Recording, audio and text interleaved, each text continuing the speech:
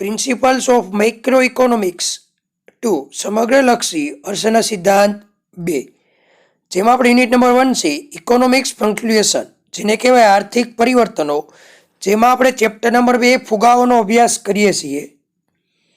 તો એમાં આપણે આર્થિક પરિવર્તનો, એના પ્રકારો, વ્યાપાર ચક્ર, નમૂના વ્યાપાર ચક્ર, ફુગાવો, એનો અર્થ, એના કારણો અને અસરોનો અભ્યાસ અત્યાર સુધીમાં કરેલ હતો, જે આઈએમપી પ્રશ્ન હતા.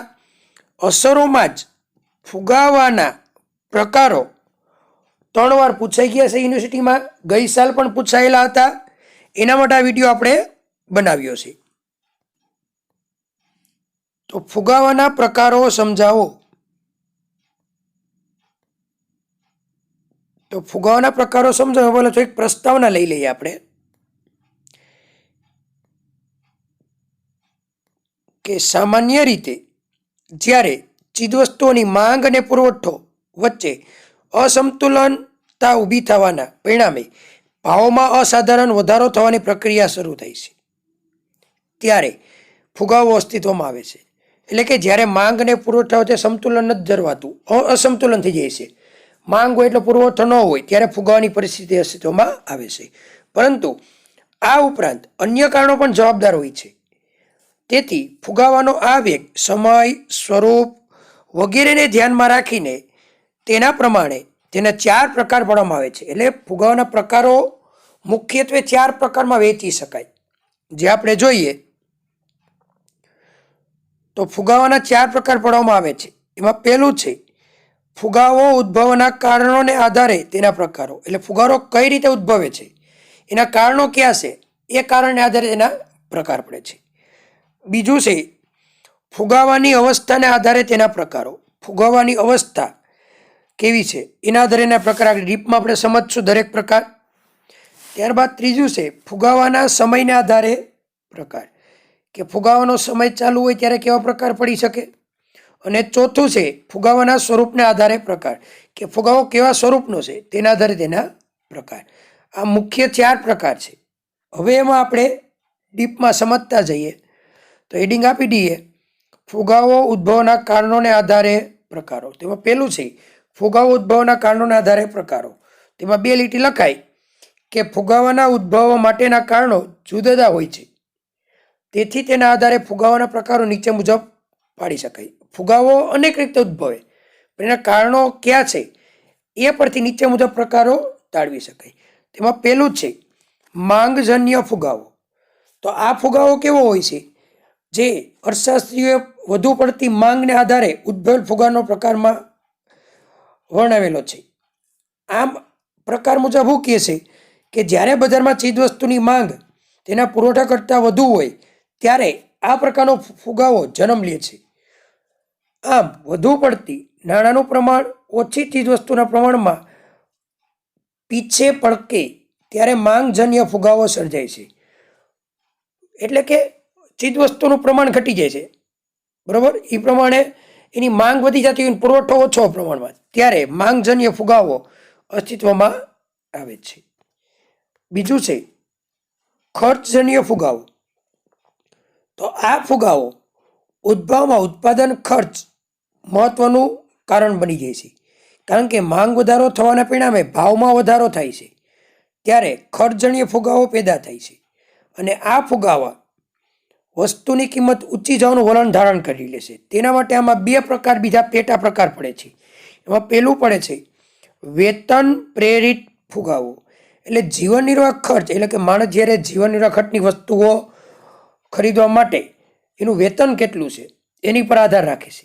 કારણ કે મજૂર મંડળો હોય તેના વેતન વધારો પ્રાપ્ય સફળતાપૂર્વક કદાચ મળી શકે અને કદાચ ના પણ મળી શકે. કારણ કે ઉત્પાદન ખર્ચ વધે ત્યારે તેના વેતન વધારો મળે કે ન મળે એ મહત્વનો બાબત છે આપણે. આમ કહીએ તો વેતન પાછળ ભાવ અને ભાવ પાછળ વેતન દોડતા જ રહેતા હોય છે. એટલા માટે વેતન પ્રેરિત ફુગાવો ખૂબ જ મહત્વનો પ્રકાર ગણાવે છે. અને બીજો પ્રકાર પડે છે નફા પ્રેરિત ફુગાવો. હવે જો ઉત્પાદન ખર્ચ વધે છે, બરાબર, જેમ ઉત્પાદન ખર્ચ વધે એમ વધુ પડતા નફાનું ધૂન પણ જવાબદાર બની જાય છે. કારણ કે ઉત્પાદન ખર્ચ વધે એટલે વેપારીને હોય કે વધુ નફો કમાઈ લો, ખર્ચ વધ્યો છે તો તો એ પ્રમાણમાં નફો વધતો નથી જે પ્રમાણમાં ખર્ચ વધતું હોય. એના માટે પણ ઉત્પાદન ખર્ચ ઊંચું જાય છે, ઉત્પાદન ઊંચું થતા માટે ભાવ પણ ઊંચા જાય છે અને ફુગાવો જન્મ લે છે. આ તો ખર્ચજન્ય ફુગાવો. ત્યારબાદ છે ખાદ પ્રેરિત ફુગાવો. હવે આ કેવો ફુગાવો છે કે ખાદ એટલે કે એક પ્રકારની ખોટ. જ્યારે પણ વિશ્વના દરેક રાષ્ટ્ર સરકાર પોતાના દેશનો આર્થિક વિકાસ સાધવા પ્રયત્ન કરતી હોય છે ત્યારે આર્થિક વિકાસ માટે કરવામાં આવતો ખર્ચને પહોંચી વળવા માટે કરવેરા, બચત, આંતરિક, બાહ્ય દેવા વગેરેને આધાર લઈ નાણાકીય જરૂરિયાત સંતોષવામાં આવે છે. પરંતુ કેટલીક વાર વર્ષ દરમિયાન ઉપરોક્ત સાધનોમાં જેટલી આવક પ્રાપ્ત થાય તેટલી થતી નથી, માટે ખર્ચ વધી જાય છે, જેને પરિણામે ખાધવાળું અંદાજપત્ર ઊભું કરવામાં આવે છે.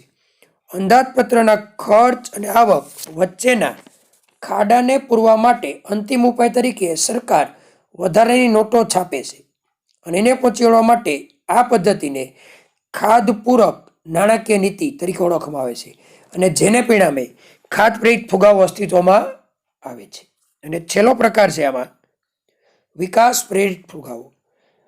આ યુગમાં અલ્પકાલીન દેશોના આર્થિક વિકાસનો યુગ છે. જ્યારે અલ્પકાલીન વિકાસ દેશો આર્થિક વિકાસ માટેનો યોજનાનો અમલ મૂકે છે ત્યારે ઘણા મોટા પ્રમાણમાં મૂડીરોકાણ કરવામાં આવે છે, પરંતુ આ જંગી મૂડીરોકાણને પહોંચી વળે તેટલી આંતરિક બચતો વિકાસના સ્વરૂપના તબક્કામાં શક્ય બનતી નથી. આથી મોટા પ્રમાણમાં કરવામાં આવતું મૂડીરોકાણને પહોંચી વળવા માટે ખાધપૂરક નાણાકીય નીતિ દ્વારા નવા નાણાંનું સર્જન કરવામાં આવે છે. ઉપરાંત પરદેશની મૂડીનો પણ ઉપયોગ કરવામાં આવે છે. આવી બધી બાબતોના આધારે નાણાકીય આવકમાં વધારો થાય છે. આથી આ સંજોગોમાં એક બાજુ લોકોની વધેલી નાણાકીય આવકને પરિણામે વસ્તુઓની માંગમાં પણ વધારો થાય છે, જ્યારે બીજી બાજુએ ચીજવસ્તુઓનું પ્રમાણ ઓછું હોવાથી માંગ અને પુરવઠા વચ્ચે ઊભો થતો ગાળો ભાવોને ઊંચા ધકેલે છે. તેથી આ ફુગાવાનો જન્મ થાય છે. આ હતું ફુગાવાના ઉદ્ભવના કારણના આધારે પ્રકારો. ત્યારબાદ છે ફુગાવાની અવસ્થાના આધારે તેના પ્રકારો. તો ફુગાવાની ગતિ કે આવેગ કેટલો છે તેને ધ્યાનમાં રાખીને અર્થશાસ્ત્રીઓ ફુગાવાના 4 પેટા પ્રકાર પાડે છે, જે નીચે મુજબ છે. એમાં પહેલું છે પેટે ચાલતો કે ધીમે ચાલતો ફુગાવો. આ ફુગાવો કેવો હોય? સામાન્ય રીતે વાર્ષિક 1 થી 3% દરે ભાવમાં વધારો થતો હોય છે, એટલા માટે તેનું નામ છે પેટે ચાલતો કે ધીમો ફુગાવો કહેવામાં આવે છે. આ ફુગાવો ખૂબ જ ધીમી રીતે ગતિ પકડતું હોય છે. આપણે આમાં વધુ પડતી ગતિ જોવા મળતી નથી. બીજું છે ચાલતો ફુગાવો. આ ફુગાવોની બીજી અવસ્થા છે જેમાં ભાવો વધુ ઝડપથી વધવાનું શરૂ કરી દે છે. સામાન્ય રીતે વાર્ષિક 4 થી 6%ના દરે ભાવમાં વધારો થતો જોવા મળે છે, તેથી તેને ચાલતો ફુગાવો કહેવામાં આવે છે. અને અમુક અંશે આ ફુગાવો ભયજનક બની જાય છે. ત્યારબાદ છે દોડતો ફુગાવો. આ ફુગાવો ગતિની દ્રષ્ટિએ ત્રીજી અવસ્થા છે, જેમાં સારો એવો વધારો થતો માલુમ પડે છે. વાર્ષિક 7 થી 15% દરે ભાવમાં વધારો શરૂ થાય છે અને આ ખૂબ જ ખતરનાક અવસ્થામાં પરિણમે છે. અને છેલ્લું છે ઘોડાપૂર ફુગાવો. આ ફુગાવાનો અંતિમ અવસ્થા છે. આ અતિ વિકૃત સ્વરૂપ ધારણ કરી રહે છે. અસાધારણ ભાવમાં વધારો થાય છે. વાર્ષિક 15%થી પણ આગળ વધારાનું સ્વરૂપ ધારણ કરી લે અને આ જ ભાવો એક સપાટી બીજી સપાટીએ કૂદકા મારીને નવા વિક્રમ સ્થાપવા આગળ વધે છે. ફુગાવાના ભયંકર રાક્ષસને સમજવા માટે એક આકૃતિ દ્વારા પણ આપણે સમજૂતી મેળવી શકીએ. તો એક આકૃતિ લઈએ આ 4 પ્રકારના આધારે. તો તમે જોઈ શકો છો પહેલો પ્રકાર આપણે હતો પેટે ચાલતો કે ધીમો ફુગાવો. તો તમે આકૃતિમાં જોઈ શકો છો કે OX ધરી પર કિંમત ટકાવારીમાં દર્શાવેલ છે, જ્યારે OY ધરી પર વર્ષ દર્શાવેલ છે. આ રીતે તમારે મુદ્દા લખવા પડે આમાં. બીજું તમે કહો તો ધીમી ગતિએ કરતા ફુગાવાની અવસ્થા 20 વર્ષના ગાળામાં ભાવમાં માત્ર 10%નો વધારો થાય છે, જે રેખા 1 બતાવે છે. તમે જુઓ તો 20 વર્ષમાં માત્ર 10% વધારો થાય છે, એટલે ધીમો ફુગાવો, જેને આપણે કહીએ છીએ પેટે ચાલતો ફુગાવો. બીજું તમે જુઓ તો 12 વર્ષનો ગાળો છે, એને નીચે ઉતરો તો જેમાં કિંમતમાં 50% વૃદ્ધિ જેટલો વધારો જોવા મળે છે, જે તમને ચાલતો ફુગાવો એટલે કે બીજા નંબરનો પ્રકાર જોવા મળે છે. પછી નીચે જુઓ તો 6%, 6 વર્ષમાં 90% જે આપણે દોડતો ફુગાવો જે ટૂંકા ગાળામાં જ વધારો થતો જોવા મળે છે. અને છેલ્લે તમે જુઓ તો 2 વર્ષમાં જ અતિ ટૂંકા સમયમાં જ લાંબો ઘોડાની જેમ ગતિ પકડેલો ફુગાવો એટલે કે ઘોડાપૂર ફુગાવો તમને જોવા મળે છે. આ રીતે એના મુદ્દા લખી નાખવાના. ઘણીવાર એકાદો પ્રકાર પણ 10માં પૂછે છે કે ફુગાવાના અવસ્થાના આધારે પ્રકાર સમજાવો, એટલા માટે તમને ડિટેલમાં સમજો છો ને IMP પ્રશ્ન છે, બરોબર. ત્યારબાદ ત્રીજો પ્રકાર છે ફુગાવાના સમયના આધારે પ્રકારો. તો એમાં સમયના આધારે ફુગાવાના 2 પ્રકાર પાડી શકાય. પહેલો તો યુદ્ધના સમયના સંદર્ભમાં ફુગાવાના પ્રકારો. તો એના પેટા પ્રકાર પાછા પડે છે કે યુદ્ધના સમયમાં કેવા કેવા પ્રકારો પાડી શકાય. તો પહેલું છે શાંતિકાલીન ફુગાવો. જ્યારે પણ દેશની રાજકીય શાંતિના ગાળામાં ભાવોમાં સારો એવો વધારો થાય ત્યારે શાંતિકાલીન ફુગાવો કહેવામાં આવે છે. એટલે કે જ્યારે રાષ્ટ્રીયમાં શાંતિ હોય ત્યારે જે વધારો થતો જોવા મળતો હોય તે વધારાને શાંતિકાલીન ફુગાવા તરીકે ઓળખવામાં આવે છે. એમાં બીજો પ્રકાર છે યુદ્ધકાલીન ફુગાવો. યુદ્ધ અને ફુગાવો હંમેશા સાથે ચાલતા હોય છે, જેથી જ્યારે યુદ્ધનો જન્મ થાય છે ત્યારે આપોઆપ ફુગાવાનો જન્મ થઈ જ જાય છે. કારણ કે યુદ્ધના સમયમાં ફુગાવાના સર્જન માટે અમુક પરિબળો જવાબદાર છે. પહેલું તો યુદ્ધના સમયમાં દરેક દરમિયાન દારૂગોળો, યાંત્રિક લડાઈ સાધનો વગેરેનું ઉત્પાદન કરવું પડે છે. તેને પહોંચી કરવા માટે નવી નોટો છાપવી પડે છે જે ફુગાવામાં સર્જે છે. પછી યુદ્ધના સમયે વપરાતી વસ્તુઓના ઉત્પાદન કરતા યંત્રો, સંરક્ષણના સાધનો ઉત્પાદન કરવા માટે એની અછત સર્જાઈ જાય છે, ત્યારે પણ ફુગાવો જન્મ લે છે. ત્રીજું જુઓ તો યુદ્ધના સમયમાં શ્રમિકો પાસેથી વધુ કલાકો કામ લેવામાં આવે છે, તેથી તેને આવક એટલી મળે છે જેને આવકમાં વધારો થાય છે અને ફુગાવાને કેવું આપે છે? પોષણ આપે છે. અને ચોથું જુઓ તો યુદ્ધનો લાંબો સમય ચાલે તો નાણાંમાંથી દિવસે ને દિવસે શ્વાસ ગુમાવતા જાય છે અને કૃત્રિમ માંગ અને કૃત્રિમ તંગી ઉદ્ભવે છે. આ તો યુદ્ધકાલીન ફુગાવો. ત્યારબાદ ત્રીજો પ્રકાર પડે છે એમાં યુદ્ધોત્તર ફુગાવો. યુદ્ધ પૂરું થાય છે પરંતુ તેની પાછળ કેટલીક માઠી અસરો પણ મૂકતું થાય છે. આ માઠી અસરો ફુગાવાને માં સમાવેશ થાય છે. તે ફુગાવાને યુદ્ધોત્તર ફુગાવા તરીકે પણ ઓળખવામાં આવે છે. આપણે જ્યારે પ્રથમ વિશ્વયુદ્ધ થયું હતું 1923માં, ત્યારે 1920માં ઇંગ્લેન્ડ, અમેરિકા, જાપાન વગેરે દેશોનો ફુગાવો સર્જાયો હતો, પણ આપણે 1923માં ખૂબ જ માઠી અસર આની પડેલ હતી આપણે. અને બીજો પ્રકાર પડે છે સમયના આધારે મેન સમયગાળાની અવિધિના સંદર્ભમાં ફુગાવાના પ્રકારો. તો કેટલો સમય ચાલશે તે સમયગાળાને ધ્યાનમાં રાખી ફુગાવાના 3 પેટા પ્રકાર પડે છે. એમાં પહેલું પડે છે અલ્પકાલીન ફુગાવો, જે ખૂબ જ ટૂંકા ગાળાનો ફુગાવો તરીકે નિર્દેશ કરે છે, જે 1 થી 2 વર્ષનો હોય છે. બીજું છે દીર્ઘકાલીન ફુગાવો. આ ફુગાવો લાંબા સમય સુધી ચાલતો હોય છે, જેનો સમયગાળો 5 થી 10 વર્ષ જોવા મળે છે. ઘણીવાર MCQ પૂછાતા ત્યારે આ બધું પૂછાતું. ત્યારબાદ ચિરકાલીન ફુગાવો. આ ફુગાવો અનંતકાળ સુધી ચાલ્યા કરે છે, જેનો કોઈ સમય નિશ્ચિત હોતો નથી. અને આ ફુગાવો હંમેશા નવી આપત્તિઓને જન્મ આપ્યા કરે છે. ચોથો અને છેલ્લો પ્રકાર છે સ્વરૂપના આધારે પ્રકારો. ફુગાવાના સ્વરૂપના આધારે પ્રકારો તેમાં લખવાનું. સ્વરૂપના આધારે ફુગાવાના 2 પ્રકાર પાડી શકાય. પહેલું આંશિક ફુગાવો કે પૂર્ણ ફુગાવો. તો કેન્સ અને બીજા કેટલાક અર્થીઓ કહે છે કે ફુગાવાના સ્વરૂપને ધ્યાનમાં રાખી તેના 2 પ્રકારો પડે છે. તો પેલું આંશિક સમજીએ આપણે. પેલો કયો સમજીએ? આંશિક. તો આંશિક ફુગાવો એટલે કેવો?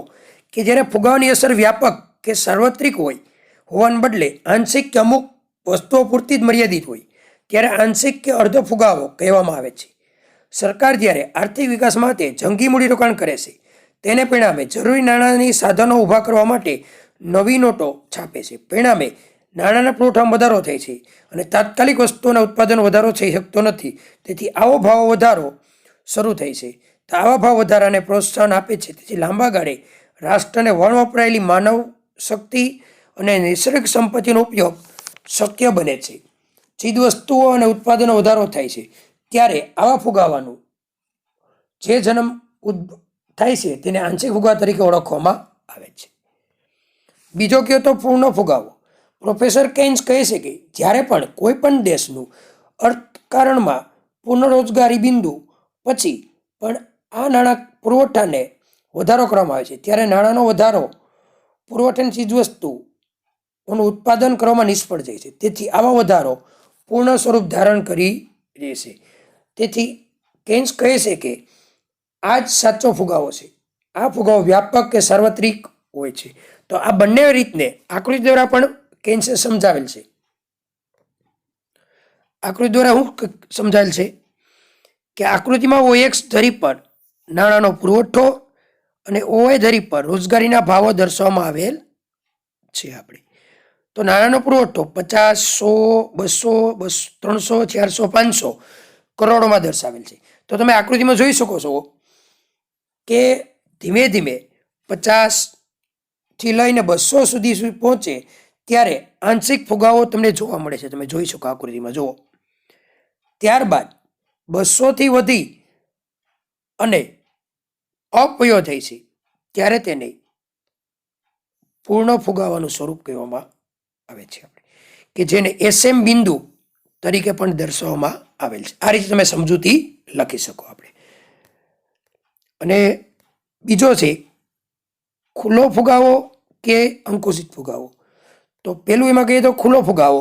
તો અર્થતંત્રમાં ચીજવસ્તુઓની કિંમત વધતી હોય છતાં સરકાર દ્વારા તેના પર કોઈ પણ પ્રકારનો અંકુશ ન આવે ત્યારે ભાવો મુક્ત રીતે વધતા રહે છે ત્યારે તેને ખુલ્લો ફુગાવો કહેવામાં આવે છે. બીજા વિશ્વયુદ્ધ પછી પોલેન્ડ, ચીન, જાપાન વગેરે દેશોમાં ખુલ્લો ફુગાવો દ્રષ્ટાંતો પૂરા પાડે છે. આવો ફુગાવો સમગ્ર તંત્રને તેમજ સમગ્ર સમાજ માટે આવકાર્ય હોતો નથી. અને બીજો છે અંકુશિત ફુગાવો. તો જ્યારે અર્થતંત્રની ચીજવસ્તુની કિંમત વધવાની શરૂઆત થાય તરત જ સરકાર તેની પર નિયંત્રણ અને બીજી વસ્તુઓના યોગ્ય ભાવમાં વેચણી કરવાની જવાબદારી પોતાના મસ્તક લઈ લે છે ત્યારે આવા ફુગાવાને અંકુશિત ફુગાવો તરીકે ઓળખવામાં આવે છે. તો આવા રીતે અર્થશાસ્ત્રીઓ વિવિધ દ્રષ્ટિને લક્ષ્યમાં રાખી ફુગાવાના વિવિધ પ્રકાર પાડ્યા હતા. અહીં બી પ્રશ્ન છે ગયા વર્ષે પણ પૂછાયેલો હતો, એના અગાઉનો પણ પૂછાયેલો હતો. તો વ્યવસ્થિત જોઈ લેજો એટલે તમને આવડી જાય. હવે આ ચેપ્ટરનો એક જ બાકી રહે તેના ફુગાવાના ઉપાયો, અંકુશમાં લેવાના ઉપાયો અથવા નિયંત્રણો. એ આપણે હવે નેક્સ્ટ લેક્ચરમાં જોઈ લેવું એટલે આપણા 2 ચેપ્ટરનો એક યુનિટ કમ્પ્લીટ પૂરો થઈ જાય. આ વસ્તુ તમને 12થમાં પણ અને આગળ પણ કોમ્પિટિટિવ એક્ઝામમાં પણ ઘણી ઉપયોગી બને છે. Thanks for watching video. જો વિડીયો ગમે તો લાઈક, શેર એન્ડ સબસ્ક્રાઈબ.